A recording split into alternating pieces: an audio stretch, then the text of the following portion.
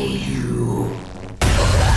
First question I have for you is a big burning question about the very beginning of the movie, because nowadays something that we see used quite frequently is that de-aging technology, and you opted not to go that route. You cast two other actors to play a younger Ed and Lorraine, and they were exceptional. They absolutely nail it. So I need to know, what was it like coming to the conclusion that that was the way to do that sequence? Great question.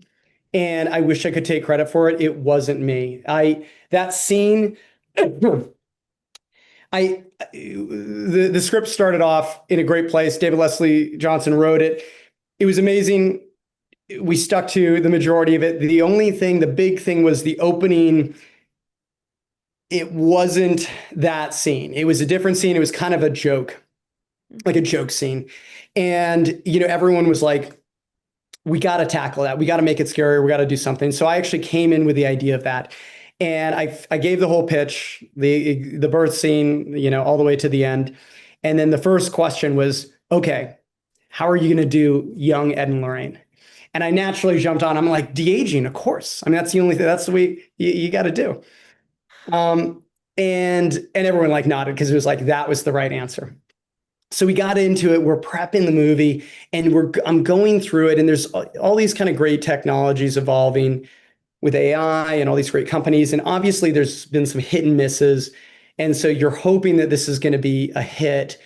And as we're going into it, I'm starting to get a little uncomfortable with it.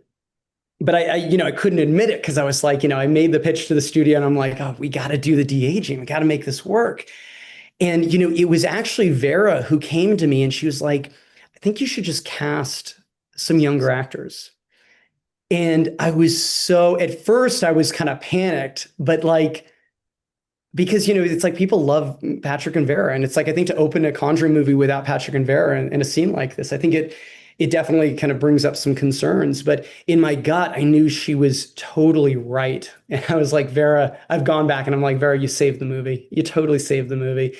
It was absolutely the right call. I got to also give my amazing wife credit. She actually cast those roles of Madison and Orion, and that was our only U.S. casting, and she did such a great job finding them, and they just knocked that scene out of the park. I'm so proud of that scene.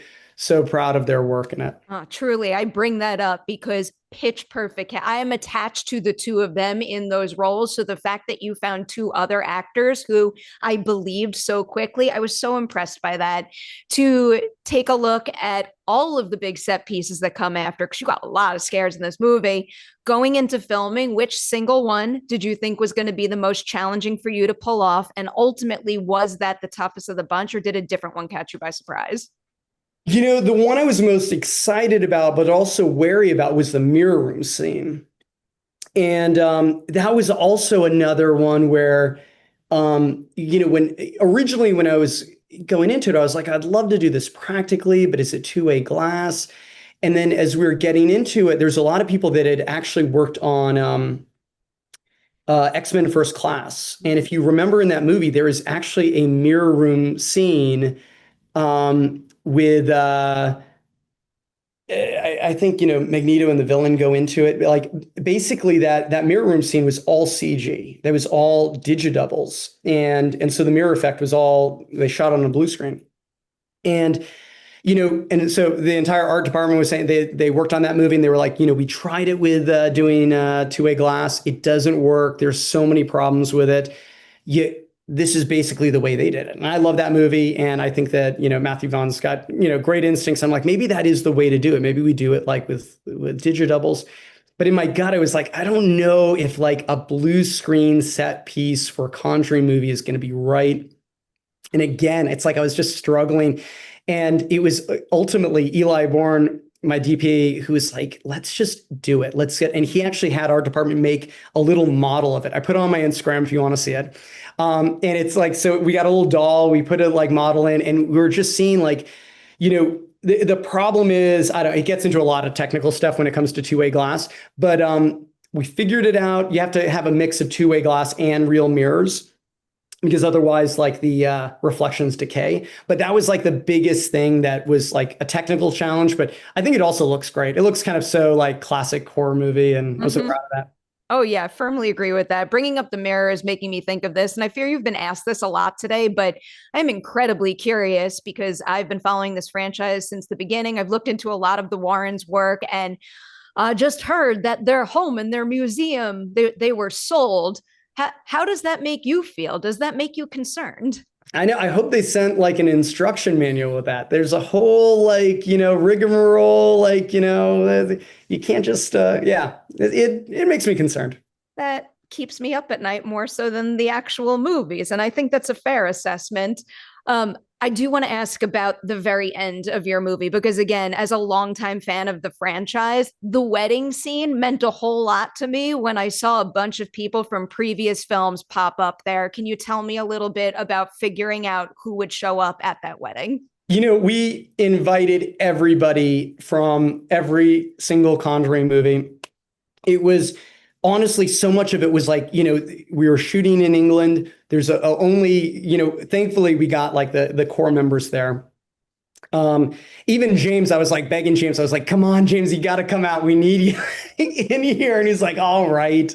We had to drag him out there. And it's so funny because James is so like charming and amazing. Like I was like, you're great in front of the camera. I don't know why you're, not jumping at this. I think that was something, that was really, really fun to do. So many of those people I was meeting for the first time, and I'm, a huge Conjuring fan, just like everyone else. And to be able to meet everybody was, such a pleasure. It was a great day. It was a great reunion for everybody. So it was again, a very nice payoff for a hardcore fan. I appreciated that.